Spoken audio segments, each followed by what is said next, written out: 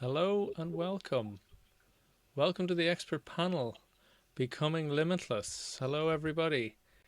If you can, just to check with the audience there, if you can hear us and see us clearly, and we're coming across to you, please just type something in the chat there to let us know. It says we're broadcasting. Gary, thank you. Hi, all. Excellent stuff. So we're coming across to at least somebody out there. Excellent, excellent. We're just started bang on time, but we do want to give just a couple of moments for any late arrivals. Kay, thank you. Andrew, great to see you there. You can see and hear us loud. Great. Just tell us where you're joining us from today. I see Andrew there is joining us from London in the UK. And Pete there, I believe, is in Copenhagen. Excellent. And just tell us there, just type in whereabouts in the world you're joining us from today. Good evening, good afternoon, and good morning, depending on where you are. Detroit, Michigan. Kay, excellent. Wichita, Kansas. Excellent stuff. Yeah, Pete's in Copenhagen, LA, Melbourne, Dublin, Phoenix, Arizona, Baltimore, excellent, Oregon, Washington, D.C., Dallas, Colleen in Dallas, wonderful. And Nancy there in Michigan, U.S. Steve, you know Nancy, don't you? I think I she's do, yeah. Actually, I know a lot of names, a lot of folks on there that look familiar. a So good few to see familiar everybody. names. Excellent stuff, excellent stuff. Yeah, where are you all joining us from today? As I think we were just talking with Michael before. Michael's based in Vancouver, is that correct? That's right, yeah. And you're a well-traveled man. I was well traveled before our current situation. Family and I always enjoy seeing the world, but we're making the most of what we have in front of us right now. Excellent stuff. Excellent. And Nina, you're just outside London, isn't that right? Yeah, I'm in your neck of the wood, Al. You're in my neck of the wood, in my time zone anyway, if not In neck your of the time wood. zone. Welcome, Michael. Welcome, Anna. Hi, hi. And Steve, you're down in Florida to make us I'm all in jealous. Florida. Yeah. Yeah, it's been really rough here lately talking to others in the US who have been dealing with extreme cold, and we're sitting here in the 70s. So Excellent, excellent. So, okay, well let's kick off. So, thank you all for joining us. I'm sure more people will gradually arrive in. All of you guys are all the punctual crowd, so thank you for that. Uh, so, welcome to the expert panel, Becoming Limitless. Your mind is catalyst to success. So, let me just introduce our three guests that we have with you today.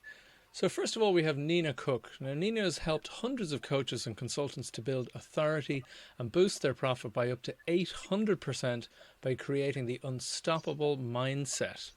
She is the host of the Entrepreneur's Inner Game podcast and has been featured in Entrepreneur magazine and on BBC Radio. So great to have you with us, Nina. Good to be here, Al. Glad you could join us. Mr. Steve Gordon. Steve became CEO of his first company at just 28 years old. And for 20 years, he's been consulting with businesses in 30 different industries, all selling high ticket products and services in high trust environments, helping them attract ideal clients without being natural salespeople. He's the author of multiple books, including Unstoppable Referrals and Podcast Prospecting, and is the host of the Unstoppable CEO podcast. And last, by no means least, Mr. Michael Zipursky. Michael has helped over 500 entrepreneurial consultants in 50 industries around the world grow profitable, predictable, and strategic consulting businesses, adding 6 and even 7 figures to their annual revenue. He's the CEO and podcast host at Consulting Success and the author of 5 books on consulting and business growth. His most recent is the Amazon bestseller, Act Now, How Successful Consultants Thrive During Chaos and Uncertainty. So Steve, Michael, great to have you on today. Yeah, thanks, Al. Lastly, but hopefully not least, it's my good self. I'm your host, Alistair McBride.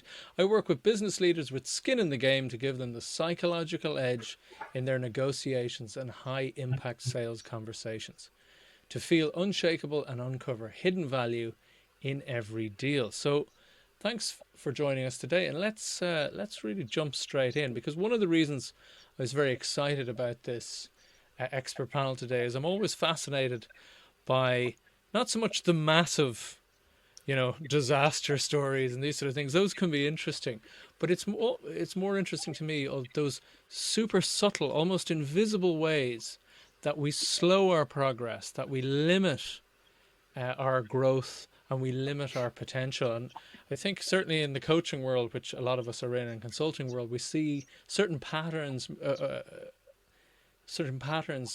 continuing on through our experience, and it's some of those that I'd love to bring to light today. So just ask each of you, what are the most common blind spots with your clients' thinking, beliefs, or mindsets that you see like very regularly, and what effect does that have? So we might start with Michael on that one. Sure. I think a common one that I've observed over many years is the idea and the belief that people have that the way to grow and to achieve more is through addition.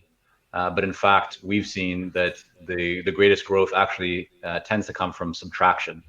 And so people they tend to put more on their plate, look for new ideas, add more and more and more service offerings, more products, and that creates a lot more complexity, and that tends to slow them down. And so what we've found truly benefits creating more progress is actually looking at what waste you can remove, what can you eliminate, and how can you truly be focused on what moves the needle the most, what will have the greatest impact. And solely by being focused on that and removing as much of that noise as you possibly can, you're able to make significantly greater progress than trying to do too many things at once. So, the saying goes that complexity doesn't scale, and we've certainly found that to be true.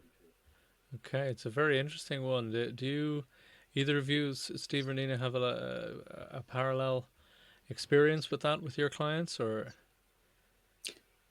Yeah, absolutely. In fact, kind of corollary to that is we see a lot of people who will try and jump from one idea to another. As Michael said, always thinking that there's some new thing, next thing that they need, when really what they need to do is pick one method of growth and master it. And we found, and I'm sure Michael and Nina would agree, that most every form of marketing or growth that you want to try works, but it only works for the people that actually stick with it long enough to master executing it. And so, yeah, I think those two ideas go together. Absolutely. Just a question on that, with the simplicity and the less is more. Do you find that both in terms of marketing channel and choosing the way to get out to the world, as well as your product and your offering? Is it both sides? I would say so. Yeah. Sorry, go ahead, Nina. I was just going to say, I completely agree with what Michael and Steve are saying. And through my own experience and watching my clients do their marketing, I've come to realize that if you're going to market, choose a strategy that you're going to enjoy doing. Because if you're going to enjoy doing the strategy, then you're more likely to follow through. So for myself, I worked with someone to do a launch, and she said, you need to do all these lead magnets and all these webinars and endless emails, etc. I didn't enjoy the process. And because I didn't enjoy the process, my energy was really bad and I didn't get good results. And then I worked with a coach and to launch a mastermind. And she said, what do you enjoy doing? And I said, I enjoy just writing emails. So she said, let's do your launch, writing emails. We wrote 2 simple emails to my list. 40 people raised their hands to show interest. And from those 40 people, I created a mastermind group. Super simple and super easy. So play to your strengths and your skill set. If you love social media, use social media. If you love email marketing, use email marketing. But don't just do what people tell you to do blindly because it's worked for them. Adapt it to something that you're going to enjoy doing and that you will actually follow through with. Absolutely. I mean, I remember one of our earlier conversations, which it seems so obvious that I was literally kicking myself. And it's something I kind of knew, but you put it in a particular way that clarified it, is that when you're monitoring your self-talk, that which is often very critical in the head, yapping away, it's not even just correcting the words and what the words say, it's the emotions that surround the words. It's like, what's the resonance of that? When I used to work in innovation a lot, people would say, "Oh, if I can do A, I can do B, I can do C, and there's benefits of this and that." And it's exactly as you used to say. We used to call it the crack factor. So in Ireland, we have fun is having crack. So it's like, where's the joy here? Where's something that you can just go that extra yard all the time? That you don't have to be asked to do it. That you don't have to force yourself to do it. It's the no motivation necessary. It's inspiration far more. Very interesting stuff. Very interesting stuff. So, just while we're on that, Nina, what? Because I know you're a mindset coach, for want of a better term. So you see these regular patterns where people limit off some of the possibilities to themselves. What are some of the more common things that come up in your work? A big one is impostor syndrome. All right, of course. And right. that's a limiting belief. I'm a fraud. And there's the fear that if I put myself out there, then I may not get the results that I'm promising and that people are paying me for. And then I'll be exposed as being not good enough. And that will just confirm to me that I'm actually not good enough. So it just feels scary, because then, if it doesn't work, that means that I haven't got what it takes. So that's a really, really big one, which stops so many people in their track. And even though they've got all the skill set, they've had the training, they've invested in themselves, when it comes to marketing themselves, they hang back because they have this fear deep within them. Very interesting one.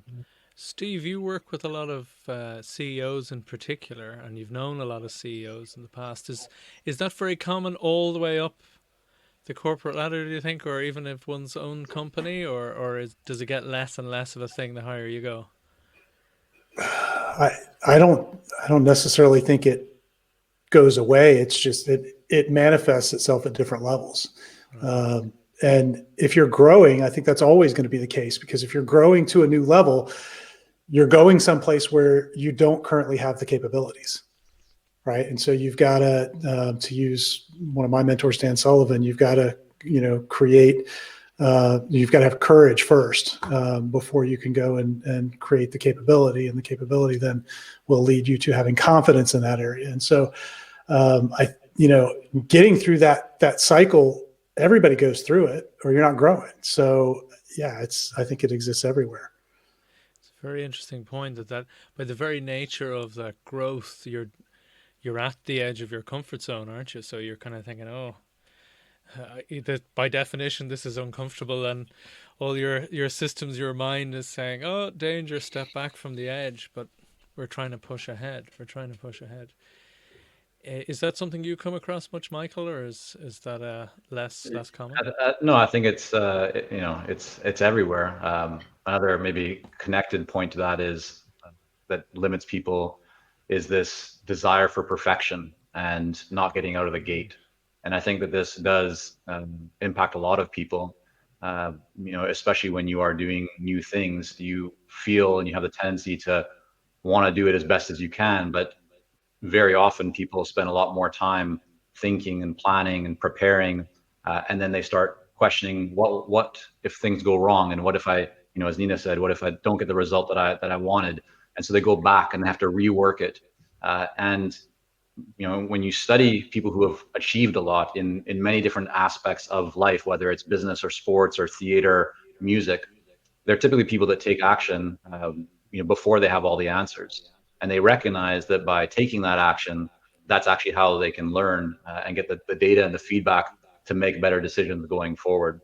So I would just put that out there, that I think we all encounter this in one form or another, where we want to make sure that what we're creating in the world and sharing is going to be valuable for people, but there is a fine line between overdoing it and delaying putting something out there, and ultimately putting something out there, even if it's not 100%, in almost all situations will still be more valuable and will create a better result than not putting it at all, because you are desiring the perfection that rarely exists.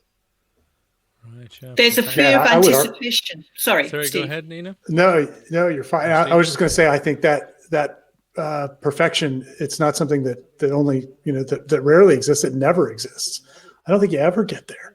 And I know we've all worked with people who just sit in the starting blocks, waiting and waiting and waiting. And I think Michael is exactly right. And all three of these limits are tied together. This idea of imposter syndrome, that I'm not enough, is tied to not having the confidence to act. And the only way you get the confidence is acting. It's like this crazy catch-22. And I don't know about the rest of you, but I see people caught in it all the time. Sometimes I feel like, we're more, therapists than marketers sometimes to help clients through some of this. But I think they're all tied together very tightly. It's often the case. Nina, you were going to say? It's the fear of the unknown. And as entrepreneurs, whenever we take any action, we don't know what's on the other side of that action, what the result is going to be. And the fear of the unknown can stop people, is the anticipation. And it just shows how we spin stories out into the future. If I do this, then that may happen and I'll feel like this, which I don't want. Therefore, it's safer not to do it. And we just keep creating all these stories, but we have no idea how it's going to work out. So when you look at it logically, rationally, it just doesn't make any sense at all to stop ourselves from trying something by making up this story about it. Absolutely. And Alistair, I was just going to add to that, if I might, that I think what Nina just mentioned is a really great point. And I've actually observed that the distinction, differentiation between those who create a lot of success and those who don't is, once you start to understand that that's a normal feeling, of feeling that you are in a zone where you haven't been before, where you're trying things that are new and you feel maybe a little bit uneasy or a bit scared, and there might be a bit of fear bubbling up, whatever you are experiencing, once you understand that that is actually normal, and that is actually the line that once you cross it, you start to create new experiences and success and progress, then you start to thrive on that. And I think if you talk to any successful entrepreneur or person in whatever field they are in, they'll tell you that is not only normal, but it's something that they face consistently. Whereas if you talk to somebody who has struggled or has not achieved a level of success that they desire, it's quite often that they just enter that zone and then back off, or they look for a different path or a different place that they can maybe take a step forward with, but they continue to remain in that zone. So I would just offer that for people, if you're ever feeling that, welcome that feeling, embrace that feeling, because when you do, that's when you can really start to see significant progress and results in your business and life. As in, take that warning sign as a good sign, rather than, as I said, on the edge of anxiety or panic. Absolutely. Well, and I just want to point out, this is something that Nina is really particularly good at helping people think through. You mentioned the word story, and these are all stories that we tell ourselves, and so Michael just demonstrated there a way to give a different meaning or value to that story. And I think that's really, really critical. But I mean, Nina, you're better than just about anybody at asking those questions that force people to reconsider the way that they, like the belief that they hold about the story that they're telling themselves. I would love to hear from you. I think it'd be helpful for folks, like how you walk someone through that process. Thanks, Steve. Well, I always start by saying that I ask them to rate their beliefs. So, for example, we've talked about imposter syndrome. So if a client says, I'm a fraud, I ask them to rate that out of 10 to measure how strong that belief is for them. The higher the number means the belief is very strong. If they're getting an 8 or 9 or 10, that's definitely having a big impact in their life. If you feel like a fraud deep down, it's going to stop you from, showing up and getting your message out there. And then once they've identified that they're a fraud, they're taken through a proven process. It's very logical. Me and Alistair, we've done some work together on this. And I just help them to see that this is not the truth about them. So we reframe that belief by by getting a childhood memory, which caused that belief to first start. And then when we can look at that memory through adult eyes and reframe that memory and see that actually it's just a memory. All that happened was maybe, they didn't succeed at something as a child. And when we can remove that meaning from that memory, the meaning that they made up, this means I'm a fraud, once they detach it from the memory, then the memory goes back to just being a neutral memory.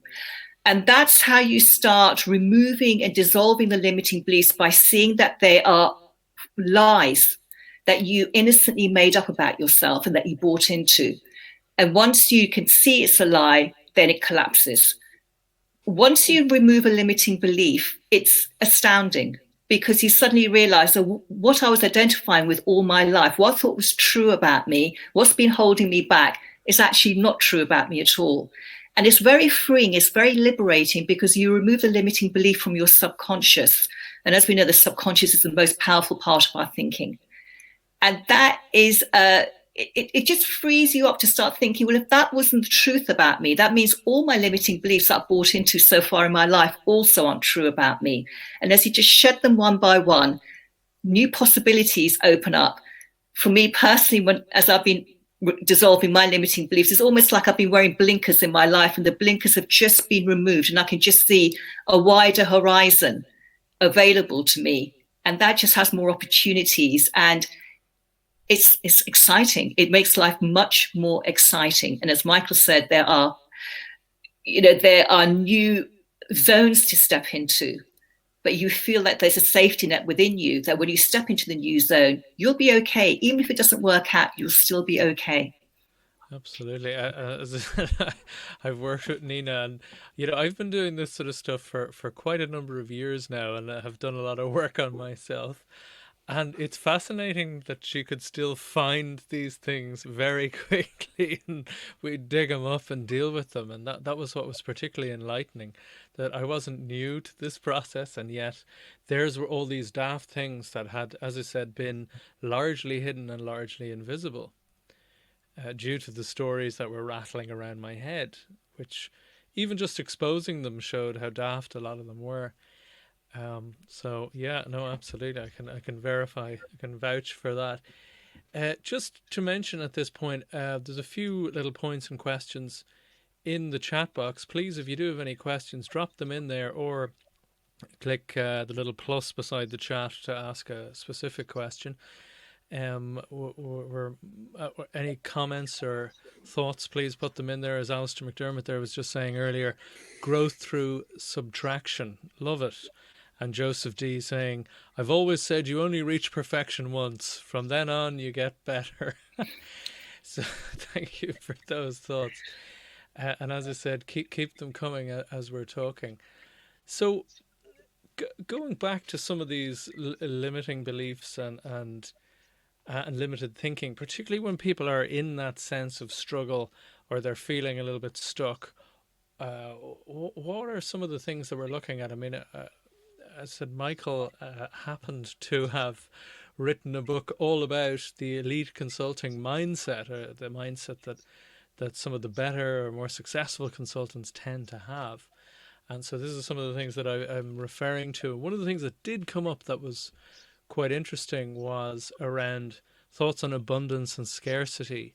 And this is more so to do with opportunity. And I'm just wondering, when Michael talks us through it, what your other thoughts on it? So, Michael. Yeah, I mean, I think we're all familiar with this concept of an abundant mindset versus scarcity mindset. If you are focused on a scarcity mindset, you tend to not see opportunities around you. You look for the negative before you look for the positive. It's like the lenses that Nina was talking about earlier, and that can really taint everything in your life. From the moment that you wake up, are you grateful for what you have? When you start working, are you thinking about what you can make progress on today? Are you thinking about what's wrong with what you're doing? When you flip that and you start to have an abundance mindset, you recognize that you can always create more. You can create more wealth, create more opportunity. You become grateful and appreciate what you have. And that shift of mindset allows you to start not only taking advantage of more opportunities, but you're actually able to take advantage of more opportunities because you see more opportunity. And I think that one of the biggest opportunities connected to that is just that your mindset becomes more positive. You become a more positive person. And when you are more positive, you feel more confident. When you feel more confident, you take more action. And when you take more action, it's like a cycle. It reinforces again, you feel more confident. Because of that, you make more progress.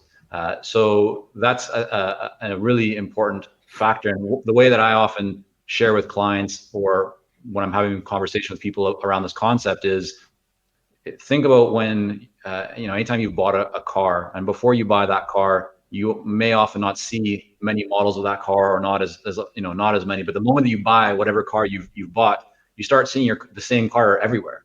How can that be? It's not that there's always, all of a sudden more cars out there. It's that your mind is now focused.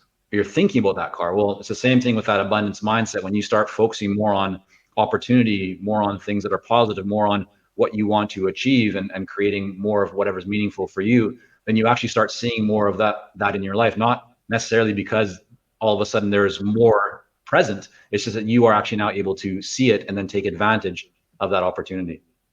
It's quite an amazing thing.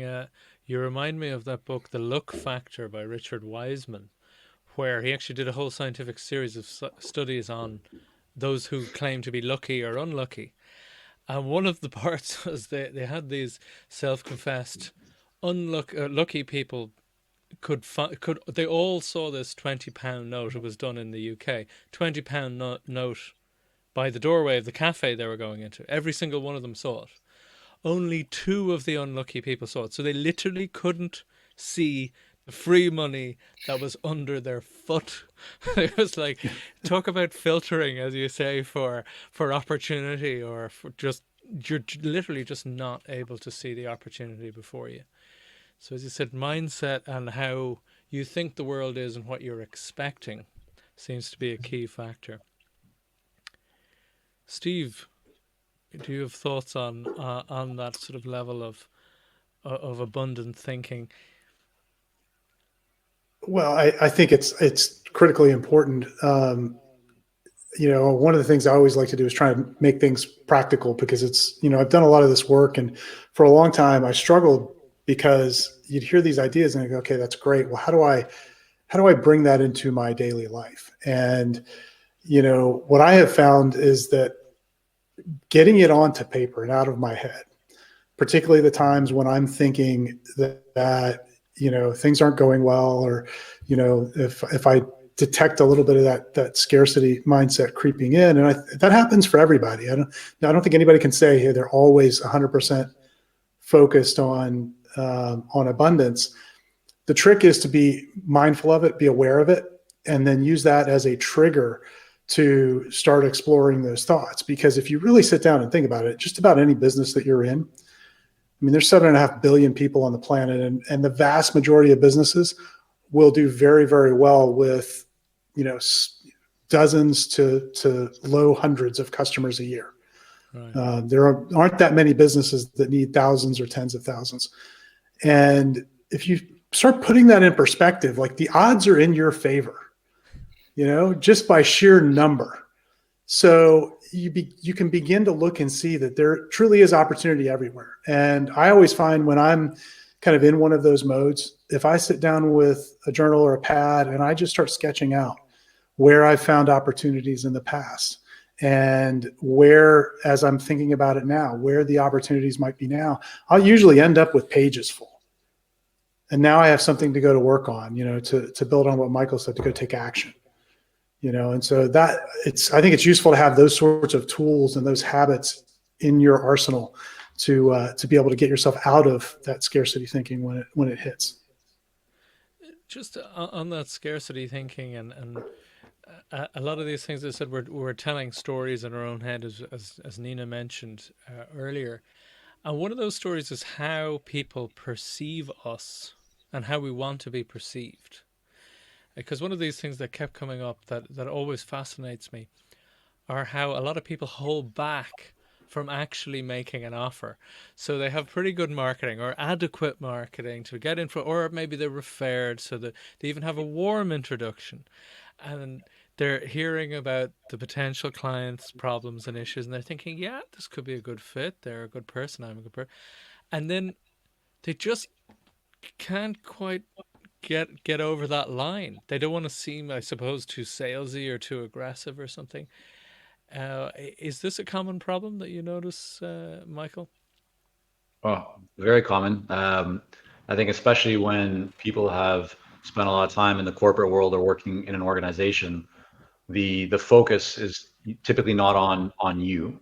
It's on the product or service that, or the brand of that organization. And when you are running your own business, or sometimes when you're as part of that, and you need to start to make offers or be much more intentional with those offers, that's not something that people are very used to.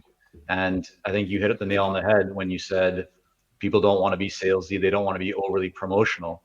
And from a mindset perspective, what I would encourage people to do is to actually flip that and to look at the question: do you truly believe that what you're offering will make a difference in the lives and the people that you're offering it to? And if you do really believe that, if you honestly believe that you can help them to solve a problem, or to create the result or value or provide value for them, then take it as a responsibility, as a true duty to help them. Because if you don't, it means that they will continue to deal with that problem or that issue for longer. And that might cost them a lot of different issues from a business perspective or their relationships and lifestyle perspective. But the other part of it too is, if you don't let them know that you can help them, they then need to go and find somebody else that can help them. And what if that person that they find, or that organization that they find, can't actually deliver in the same way that you can? And so if you, again, believe, and I think the belief is so important, if you truly believe that you can add a lot of value and make a difference and deliver, then the best thing that you can do, if you truly care about the person on the other side, is to make them an offer. And we're not talking about hitting them with tons and tons of sales messages and trying to persuade them or do things that otherwise might sound negative, because at the end of the day, you can't force someone to do something if they don't want to. But you certainly should do everything that you can to communicate the value that you've identified through conversation with them, and demonstrate that value, and then let them make the right decision for themselves, so that they are informed and they, again, can decide whether they want to move forward and engage with you. But I think that's something that a lot of people struggle with. And once you start to embrace that new mindset, not only do you become more comfortable with making offers, but you actually start to see a lot more success in your business, which is then success in the people that you're working with, because they also get to receive the result that they actually desire. Absolutely. It's something that actually got me moving, was because you mentioned value, but it triggered the thought of values. The things that are what the things we care about, principles of our character. And somebody put it to me, I help people negotiate better deals and uncover value and so on and so forth. And somebody said, so what you're telling me is that if you're not getting out there, there are a lot of people getting crappy deals that could be a lot better, a lot of deals that fall through that could have actually, it's like the quantum leap thing, putting right what might go wrong, this kind of thing. And that actually did get me moving, because, so that one, what would you say, pressure was greater than the other pressure. The pressure to be consistent with my values was greater than the discomfort and the risk of coming across salesy. Yeah. Nina, do you have thoughts on this? Is this something you see a lot? Yeah, this is tied to one of the biggest fears I come across with clients, and that's the fear of rejection. So often we don't book the sales calls, or we don't reach out to someone, even if they're a referral, because we think, well, what if they say no to working with me, and then I'll feel rejected? It's a big breakthrough for me has been having a thicker skin and not taking things personally. So when entrepreneurs can stop taking no's personally, and they can do that by separating themselves from their business. If a prospect says no to working with you, it doesn't mean that they're rejecting you and who you are, the essence of who you are, the person that you are. They're just saying, actually, it's not a good fit for me right now. And that's absolutely fine, because we say no to people as well. And that fear of being rejected seems to be very deep, and it's a very emotional reaction, and it can stop us from, putting out offers, speaking to people, approaching JV partners, collaborators, being, booked on podcasts, and all those great ways to grow our business. And again, it's just another story that we're making up. I don't believe there's such a thing as rejection. It's just a concept we've made up in our mind. And if someone says no, that's absolutely fine. We just accept test it, and then we move on, because there are, as Steve said, there are so many people out there we can help. We only need a number of them to help. We don't have to have everyone to love us and want to work with us. We just need a few great clients to work with. And that is absolutely possible for each and every entrepreneur.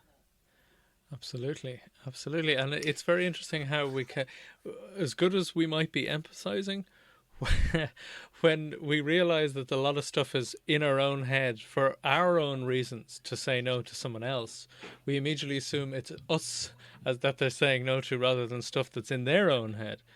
So it's a strange balance that we can't kind of make that extra leap.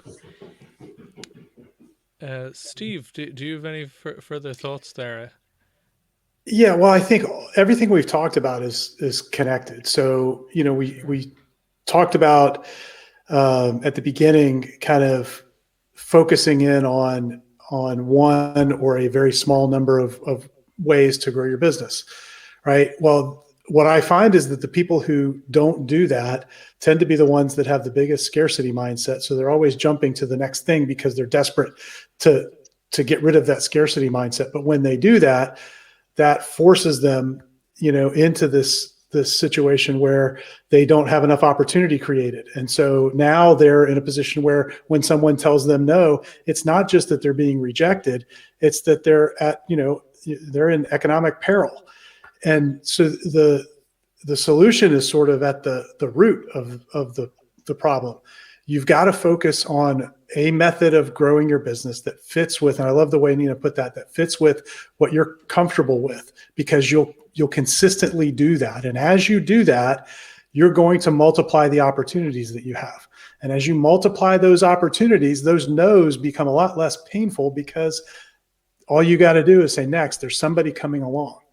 And these things all sort of stack and build on one another. And people think that solving this kind of just happens, that the people that they look at and they look up to that have gotten beyond this suddenly magically did it. But I actually think it's a building process towards that. As you create more and more opportunity for yourself, you tend not to think in terms of scarcity, because the evidence of the world proves otherwise. Absolutely. And looping into that, the idea of hearing that, which you might have in the past take as rejection, is that idea of don't get mad or don't get sad, don't get emotional, get curious. There's a huge amount of opportunity there. So even if they do say no, it's one of these things I used to always tell my clients is to ask, oh, that's interesting. May I ask why you feel that way? Because sometimes it's some complete bizarre misunderstanding of something you said or some assumption they have, and you can actually even win them over. But even if you don't, you get at least an insight into, I'm not ready, or there's this, or you don't have that service, or at least you're getting some sort of input, more knowledge, more information that you can potentially use. So it's fascinating stuff. We have a few points here in the chat. Alistair there earlier said there's a waterfall of potential clients, and all we need to do is fill a small glass. Very much so. Colleen Bowler there, I think Colleen's in Dallas. Belief in your value creation allows you to stop struggling with making offers. Thanks, Michael. And Kay says scarcity mindset leads to focusing on the next shiny thing. Abundance is staying with what you are offering, so that the customers that need you can find you. Absolutely. It's there's a lot to be said about being more and more just vertical in your offering, so that you're more focused in there. As I said, some of these things cause, as a friend of mine calls, random acts of marketing. So there's this bright, shiny object syndrome and desperation associated with it. Talking about that idea of not just saying no, and well, you can say no and move on, which can be hugely empowering. I think, I don't know about you, but you're on the right trajectory. I think when you can, it feels awkward because you're turning down cash and maybe some good work, or not good work, but it can be very empowering to say, I don't think we're a great fit. Have you all had that? Do you all regularly have that experience?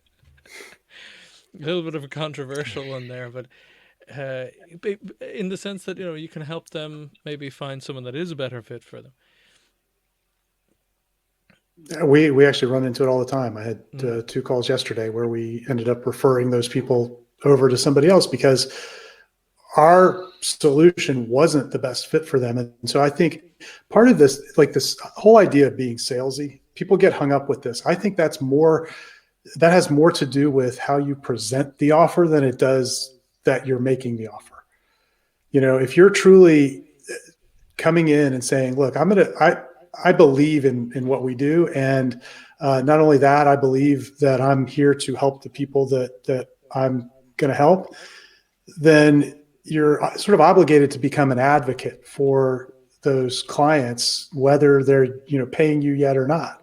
And so sometimes that means, in being an advocate, that you're sending them to another better solution. It's better suited for them. Sometimes that means really challenging them on their thinking because you are the best solution and making them see that.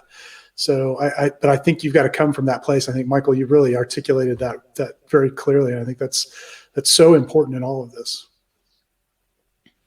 Yeah. Absolutely.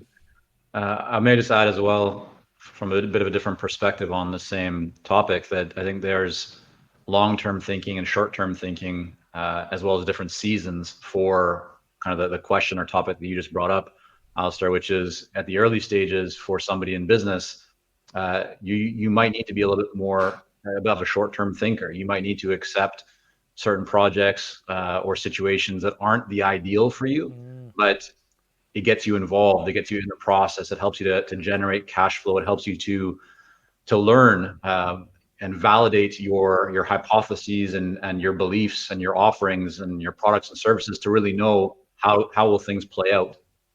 And so at that early stage of the season, there's nothing wrong with making some compromises or doing things that may not be your ideal.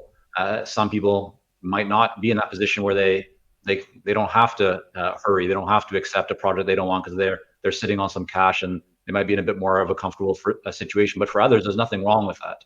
However, I think from a long-term mindset perspective, and really if you're thinking long-term, then it's important to recognize that when you take on a project or a client that is not an ideal fit for you, and that might mean there's lower value, lower paying, or it's just not a good cultural fit and a value fit, what you're doing is not only are you draining your energy, which then makes you miserable both in your business and in your life, but you're also filling your calendar and your schedule with work that is, again, lower value and lower levels of fulfillment and enjoyment. And so then when the right opportunity does come around, first of all, you're too busy to often see that opportunity because you've dedicated too much time and resources to the wrong opportunities and to the wrong work.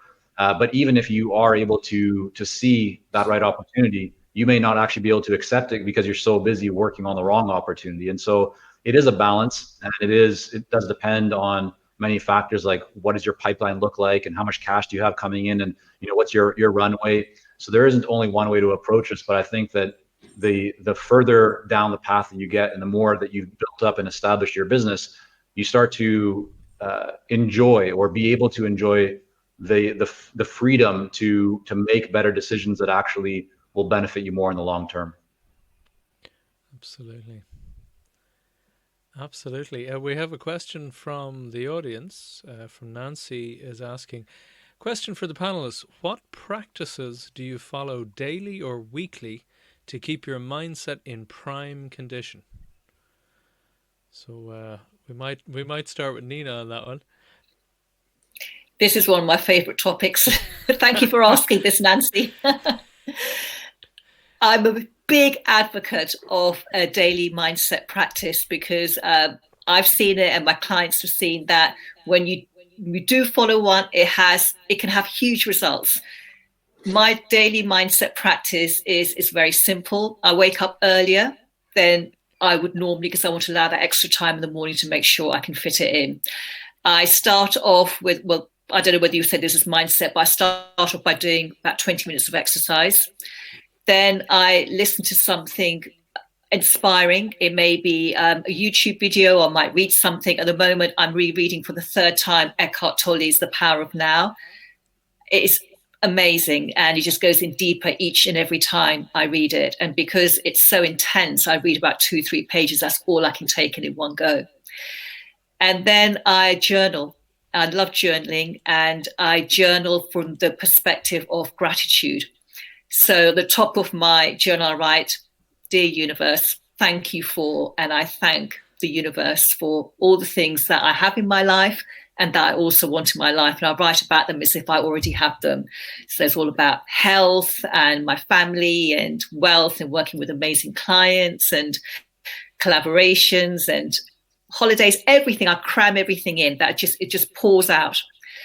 And then when I've written that, I put on my timer for 4 minutes and I decide what's the one thing that I really want to focus on in my visualization.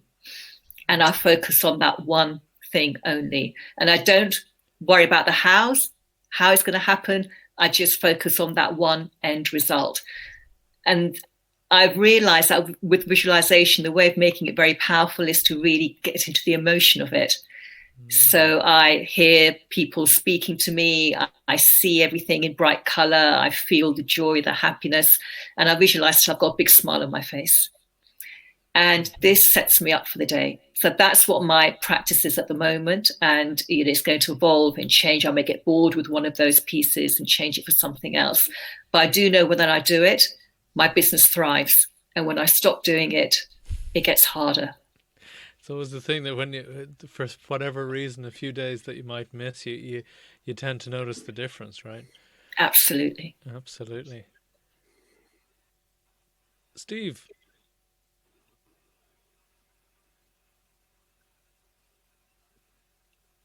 Are you still with us, Steve? Oh, I'm sorry. Yeah. Oh, sorry. Yeah. I lost you there for a minute. Can you hear me now? Yeah, you're back. You're good? Okay. We're good. Perfect. So I didn't hear the question. I assume you'd like me to just talk about my daily or weekly practice? Yeah.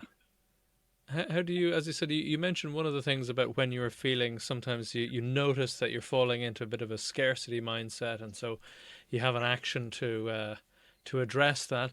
What other kind of activities, as I said, daily or weekly, do you do to make sure your head is in the right space? Well, very similar to Nina, I start early in the morning, and and I make sure that I'm connecting, with spiritually. So I read the Bible, daily for about 15 minutes. That's been a really interesting process. I've now been through the entire thing about 1.5 times, and you'd be amazed at the problems that have already been solved in there. So from a practical standpoint, there's a lot of wisdom that I've gleaned from it. So I start there, and then I write for about 15 or 20 minutes, just in a journal, just kind of stream of consciousness. Sometimes it's about business, sometimes it's about personal things, just whatever happens to be top of mind, just to get it out. No real purpose or goal there, just to let the mind wander. And then I exercise daily, usually early in the morning.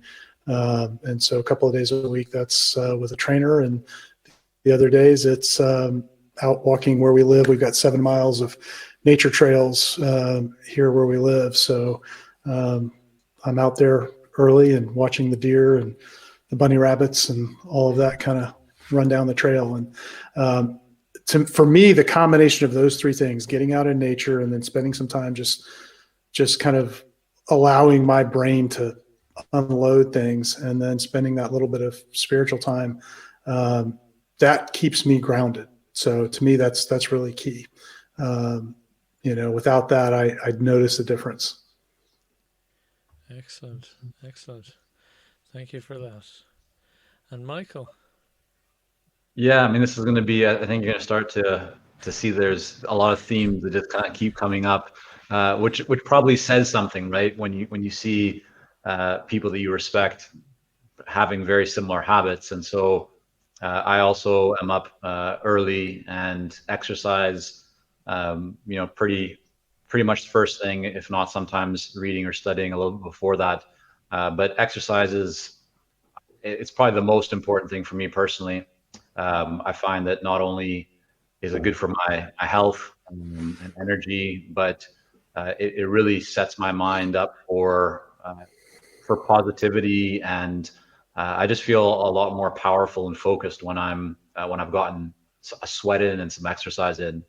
I won't repeat maybe some of the things that Steve and Nina already touched on, because I agree with and have many of those habits myself.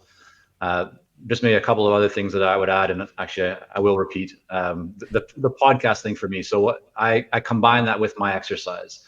So pre-COVID, I was going to the gym almost every day. Since COVID started, I've been running, and so I go running every day, and I listen to podcasts. And it's funny because I often say you can't multitask; it doesn't exist. But actually, listening to podcasts and running at the same time is a way to multitask. So I'm doing something good for my mind and good for my body at the same time. But for me, the podcasting, one is I get to learn, and I also get to be motivated or inspired. And I think from a mindset perspective, that's really powerful, because now I've not only got the energy and the health side done, but I come back to the house and I'm already thinking about ideas. And I'm not looking for a game-changing idea or to implement everything that I've learned. I'm just often looking for one little nugget or one little insight or perspective that can, that we can add on or we could use to help a client. And so that's pretty much on a daily basis. The other thing, just to come at it from a bit of a different angle in terms of daily mindset, is I found it's very important to remove focus or to remove where you spend your time. And so an example of that in my specific situation is I love the world. I'm always interested in what's going on around me. But many years ago, I stopped watching the news and I stopped reading some newspapers because I didn't find, number one, that I was learning that much from that. And I thought that if the world was going to end, I'd probably hear about it at some point anyway. So I didn't need to get it from one of the local news channels. Not only does that mean for me personally that my mind I'm not spending time thinking about all the negativity that is put out there in the media, but I also found that our business grew considerably from when I started that process. I don't know if there is any direct connection, but what I do believe is that where you put your focus, you tend to see more progress and more growth. So what Steve said as well, this idea of catching yourself when you are feeling, in my case, I've learned, and still working on this, but I've learned to catch myself when I start feeling a negative emotion. And what I've done, which I'm happy to offer because I hope that it can also benefit others, is I sit with that and I ask myself, where did that negative emotion come from?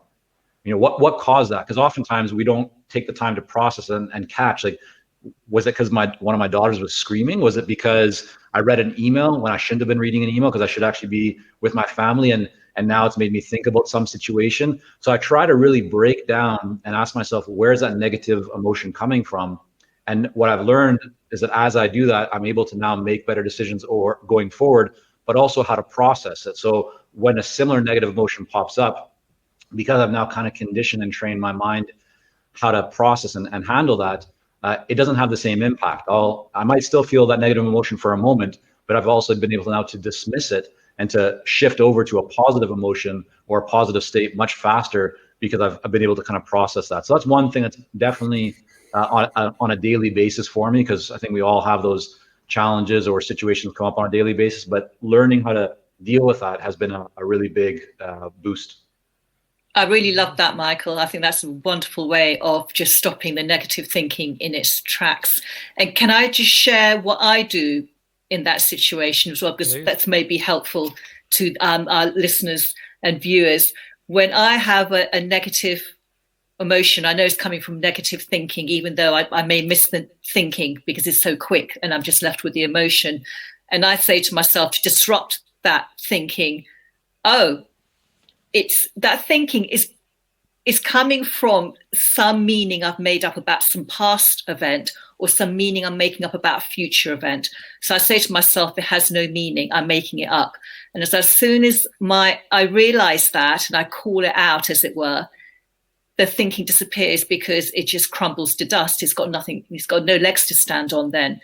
And then as I've been doing this more and more, and with anything, if you want a result, you have to do it all the time and consistently. If you have a break for a day or two and you think, well, I'll do it tomorrow, then you lose the power of it. So I've been doing this consistently for a few weeks now. The results have been enormous. And now I'm realizing there's more space in my mind. And as I'm clearing that space, I'm thinking, what's the next step? What do I want to put in that space I'm creating? And so I'm just saying thank you now, because I know that gratitude and abundance are very closely tied. So I'm trying to train my mind to just to fill in the blanks with thank you. So it's just like a record playing in the back of my mind all the time. And that's how I get rid of my negative thinking. Thanks for that, Nina. Yeah, that's very interesting. I mean, a lot of us are aware, we're meaning-making machines, but it's a very good point to realize that we future project, and how we look at the past is exactly the same thing. And that if you're making a meaning and you accept that you can make another meaning, then they don't mean anything. As you say, there's a sense of unreality there. Yeah, absolutely. Pete just mentioned there that love that, the podcast on the running. And Joseph was saying practices before going to sleep are also powerful for me. I'm in awe of the power of the subconscious, and I'm with Joseph big time on that one. I notice, and I've done this with quite a few clients, is that often they have a good morning routine, but their evening routine leaves a lot to be desired. And yeah, because I do the gratitude in the morning, but I do what I usually call credits in the evening, where I have a history of being very hard on myself, as a lot of us are. Often we ourselves are our harshest critic. So I usually get clients and myself to do the opposite. So you're grateful for the things the universe is bringing to you. So it's the other way. It's almost putting on a third person perspective and saying, well, what good things did I put out into the universe? What would, if I was my own client or friend or whatever, would you say, oh, good for you, fair play to you for putting that out there, and you did this and you did that. And again, it's going the other direction of the cycle, So do you guys actually have an evening routine? Is that something you're consciously aware of, or you just relax and try and go to bed on time? Mine's very quick. I read. So once the kids are in bed, then it's reading. I used to enjoy watching movies a lot, and I typically reserve that these days more for weekends or a Friday night or a Saturday. But during the week, I tend to be more focused on reading, and that's the main thing that I'll do in the evenings. Very good. Steve? I think I do the same. I read some nights. Often I get to that point, and frankly, I'm just spent because I've been up so early. So a lot of times I'll just spend that time to have conversation with my wife, which is we've been married 10 years this year and still talking to each other. So something's working there. Yeah. Excellent. This I don't know if any of us can relate this. I used to have this problem. Maybe Nina could talk on this. That it's something I've seen articles all of a sudden in the last few weeks all over the place about, which is, I think the Chinese call it revenge procrastination. So this is where people, when you're meant to go to sleep at whatever time you say you're going to go to sleep, 11 o'clock, and you just don't. You're just watching crap on Netflix, or even doing something you're enjoying, like reading a book, but you just sail straight through that. And supposedly it's to get back all that time you feel you've missed, that you haven't had any freedom or spare time. So it's becoming a thing. Jerry Seinfeld actually says, "Oh, that's Evening Jerry." Evening Jerry loves to stay up and read and listen to jazz, and tomorrow that's Morning Jerry's problem. Morning Jerry does not like Evening Jerry. Yeah. And it's that kind of our planner is, what is it, is Spock, but the one who actually does it is our inner Homer Simpson, who is trying to get the two to work together. That's often the problem.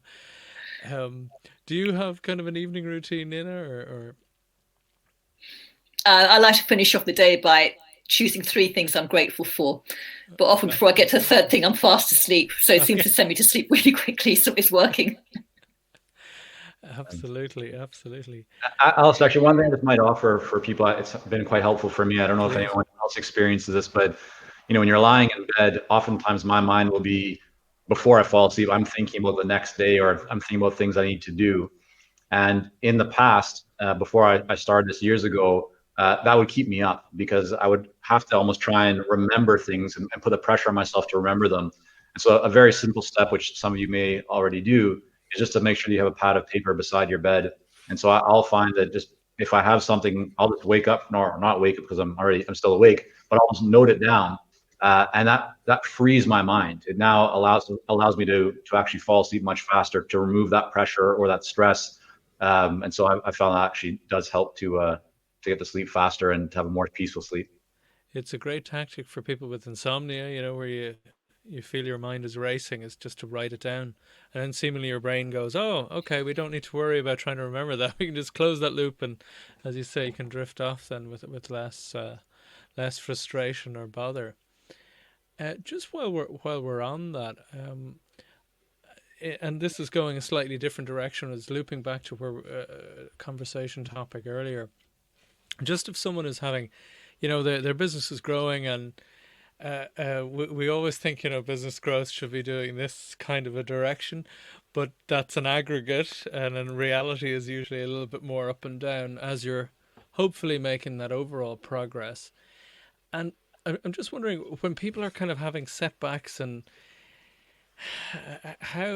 where they're wondering which approach to take, and we had one thought from Nina there earlier, very much agree with that one, on doing the thing that you enjoy. What are some of those other factors that you throw in as to how to decide, kind of, because when you're choosing one marketing thing or one service offering, it's very difficult. We often have that fear of loss or fear of throwing away opportunity before we're fully ready to. So just wondering, how do you help clients decide what are those key few things to focus on?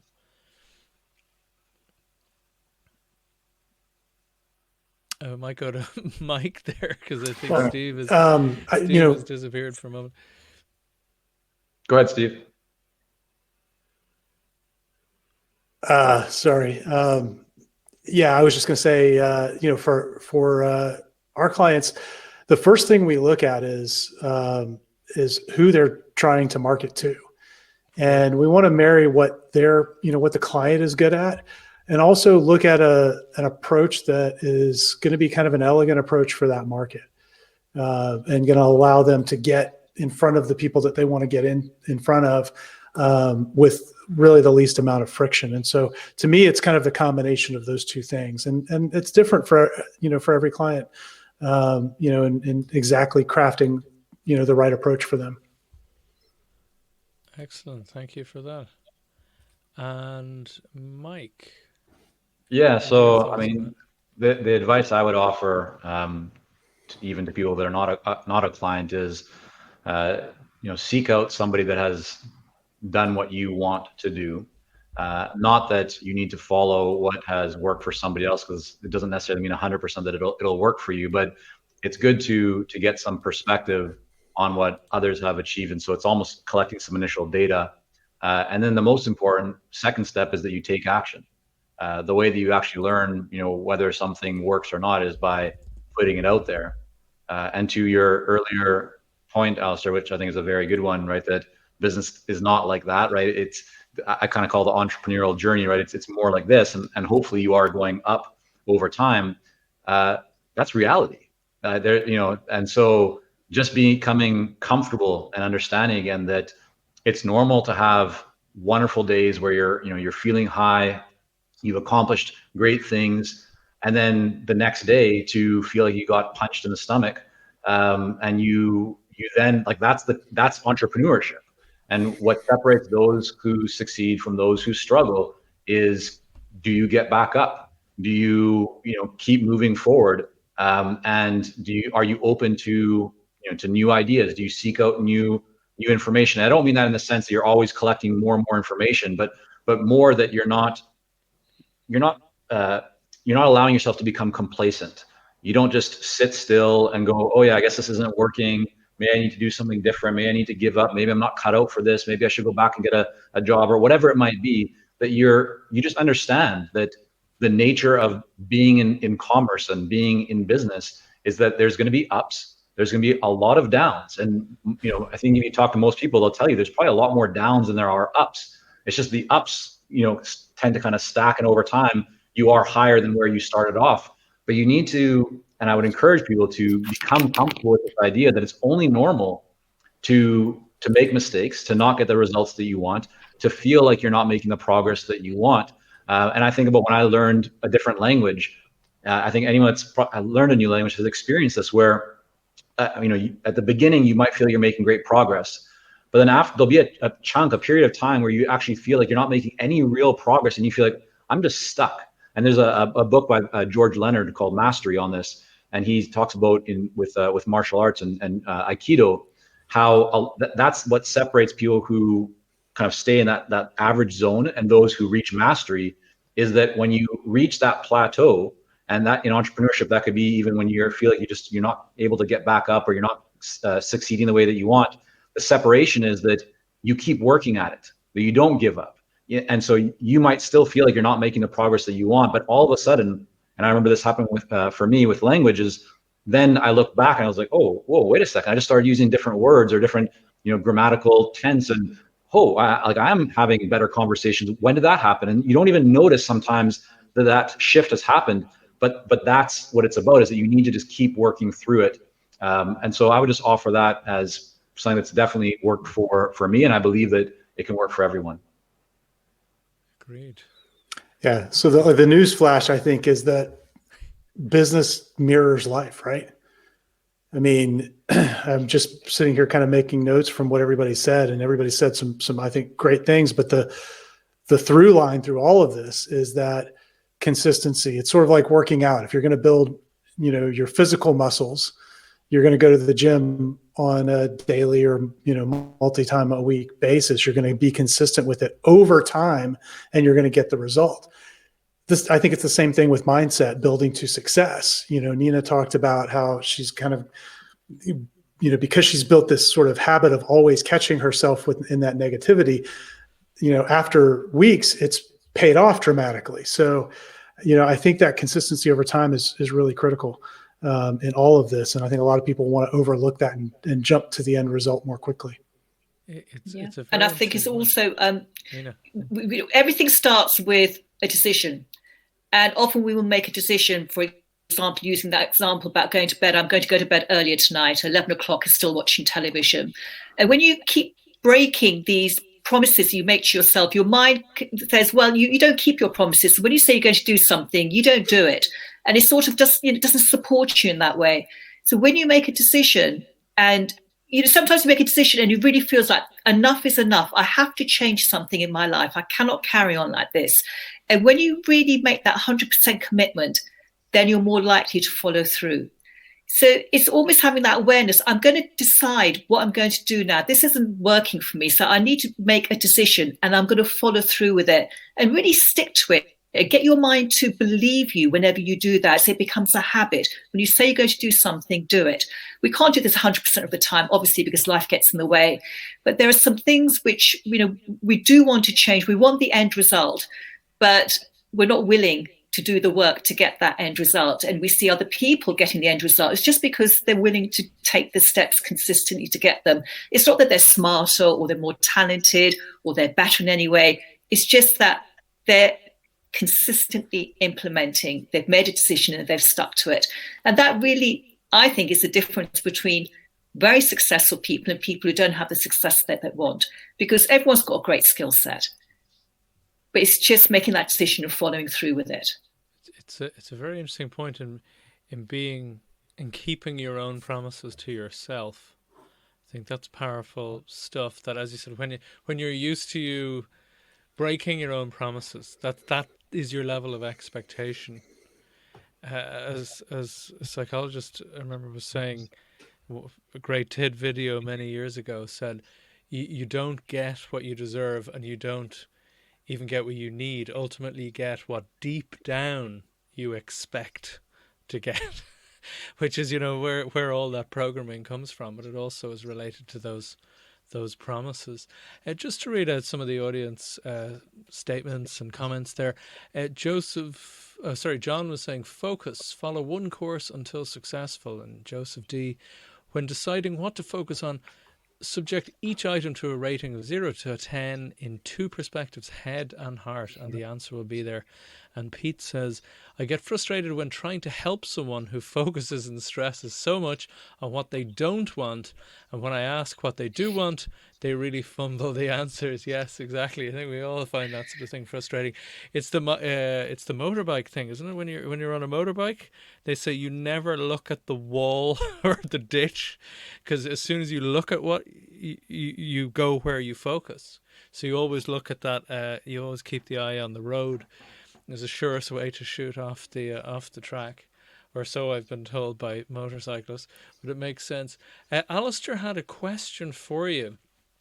And any mindset-related tips with regard to hiring a first employee? I've recently taken on my first full-time employee, and it scares the crap out of me. So, what advice can you give poor Alistair there? Steve, you want to jump on this one? Well, I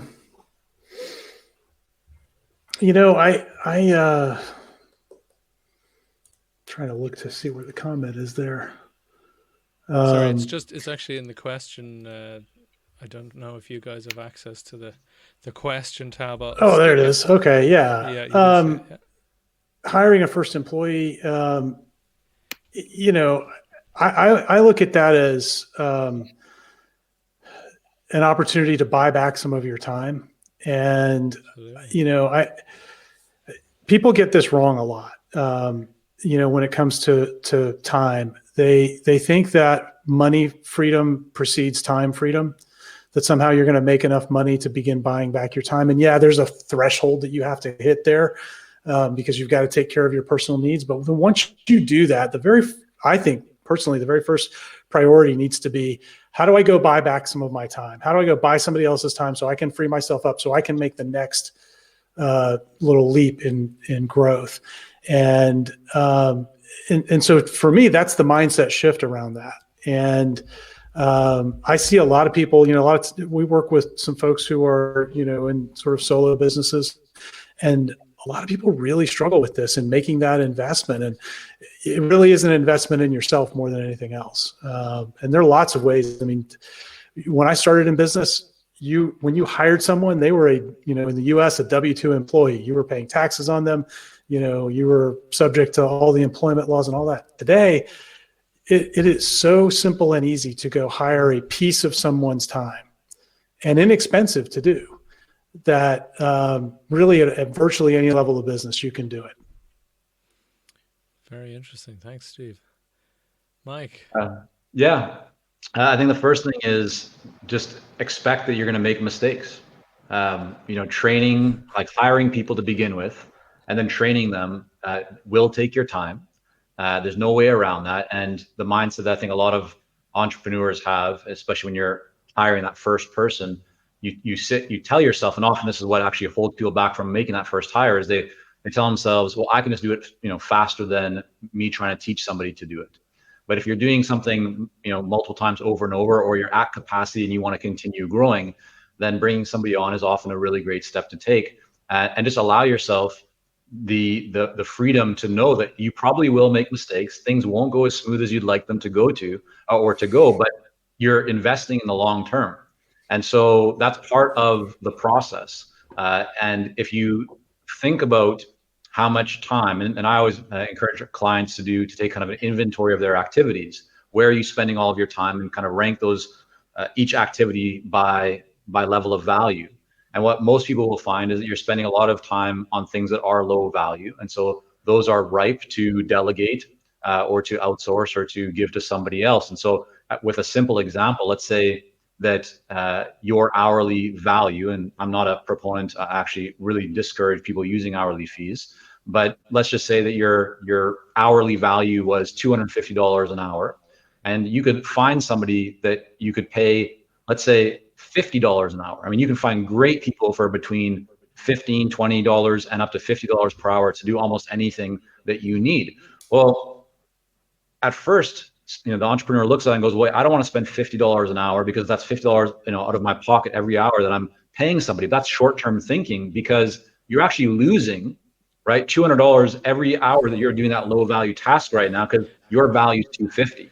So when you start to see that this is actually not a cost or an expense, it's an investment in your business, it starts to open up just this, a lot of opportunities to create a lot more value and actually to grow the business. So that'll be the other point I would raise. And then another one is that by bringing somebody on, one of the great steps that you can take is to have that person actually start to document, to create systems around everything that they're doing. Because in the case that person doesn't work out, and there's a chance that they won't, they will have then created documentation and SOPs, standard operating procedures, around the different things that they've done. And then when you need to bring another person in to replace them, or just add another person to the team, you now have that documentation. And by having another person in the business and by having documentation and systems, not only are you able to extract yourself or remove yourself from certain elements or time in the business that you would spend on things that are lower value, you're actually increasing the asset value and the value of the business if you ever want to sell that business in the future. And even if you don't, you still have all the benefits of a business that runs better, because it has people and systems that can help it to run without your direct involvement. Absolutely. Great points there, Michael. Great points. Nina, do you have any thoughts on this one? Well, congratulations, Alistair, on hiring your first full-time employee. And it's absolutely normal to feel scared, because it puts you in a new position, a new leadership position. And again, the awareness is wonderful that you're feeling it scares you. You can choose your response to having this employee. So maybe the default response is feeling scared, but you can choose to feel excited about it, knowing there's going to be a learning curve. It's not going to go probably smoothly the whole way through. There will be some setbacks, etc. There may be times when you think, was it worth it? And that's just all part of the experience of stepping up as a leader in your business. So choose how you want to show up with this employee, and really intentionally choose your thoughts and your feelings, and set your vision about what you want to achieve together. And I think that could be a very powerful way of working with her or him. Brilliant. Thank you, Nina. Thank you, Nina. Colleen was just saying there are a lot of owners doing $15 an hour work. Keep track of what you're doing in activities and see if they're worth your time. Exactly. Just as you were all saying. I'd probably just sum up what I think the general points a lot of us were saying with probably just one word, which is autonomy. And it's autonomy in the sense of choice equals control, control equals choice. But it's autonomy in regaining our time to do where we add the most value and hopefully get the most energy and joy and fulfillment from. But it's also then gradually increasing that autonomy of the person that we're taking on. That gradual level of empowerment, the more they can do, the more that they can find ways to actually add their value right back to you, So it's kind of a central point for me lately is the concept of autonomy. So it happened to click in there. So Alistair's thank you all, super helpful answers. Absolutely. So we're just on time, or actually just 4 minutes over. So I do respect everyone's schedule. I'm sure you guys over in the States have still plenty of the day to go. So just thank you all for joining us. Thank you, Nina and Steve and Mike. It's been fantastic to have you on. And thank you for the little exploration through mindset and how we can master ours and all the benefits that come from that. So cheers. Thank you all. Thank you. Yeah, thank you. Thanks. It's been fun. Thanks very much. Thanks for all the great comments as well. Thanks for the great comments. Hope to talk to you soon, and I'll send a follow-up email in the next day or so with some further information on the guests and where you can learn a little bit more about them and gain more of their thoughts. They're all podcasters and authors, and so they're well worth checking out. So I'll send those details on tomorrow. So thank you again, and have a great evening. Cheers, everyone. Thank you. Bye, everyone. Bye. Bye, guys. Bye. Cheers.